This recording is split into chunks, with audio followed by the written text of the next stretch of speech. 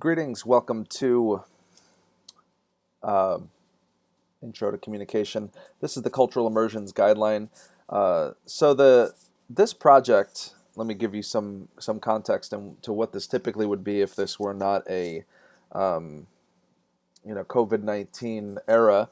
Uh, what my students have done in the past is they would go out into the real world or the physical world, and they would find an activity that challenged them, made them uncomfortable. But it had to be, cultural in nature. So in the past, I've had students who are big into like psychedelic rock music go to heavy metal concerts. I had a student, she went to a Guar concert. I've had students who are practicing Catholics go to mosques. I've had students who are practicing Muslims go to synagogues. This was the essence of the project, the Cultural Immersion Project. Because of COVID-19, I had to change this a little bit.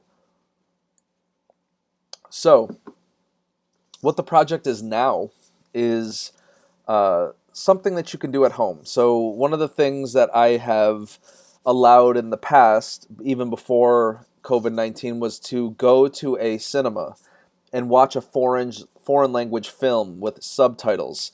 I've had students in the past go to see a Bollywood film, and they would tell me about their experience of going to see the Bollywood film. They'd tell me what it was like, how it differed from their traditional experience. This is one of the easiest ways, actually, to complete this assignment in this era, because if anybody has access to Amazon Prime or Netflix or Hulu, you can find television series and movies in other languages very readily. This is much easier than it used to be. So that's one option.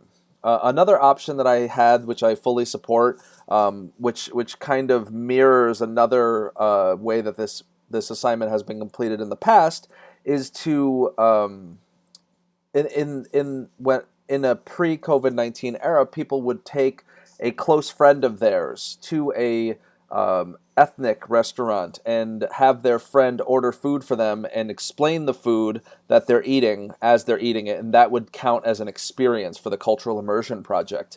Obviously, I don't want to encourage that kind of behavior during this. I do think you guys should, make an effort to stay at home when you can. Takeout's just fine, but obviously not the same type of experience. So in lieu of that, in lieu of just saying, yeah, you guys can go get some takeout from an Ethiopian restaurant, okay? And that's not what I'm saying here.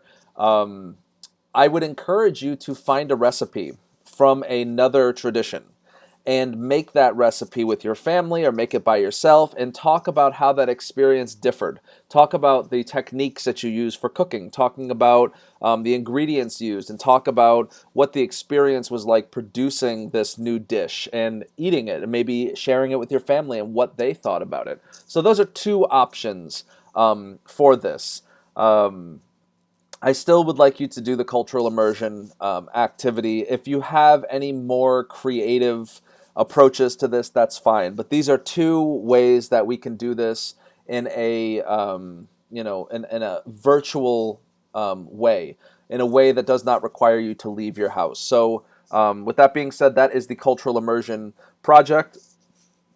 If you have questions, please ask me. I would like the projects to be approved, so send me an email when you need to get them approved. So that's the explanation of the cultural immersion project. Thank you.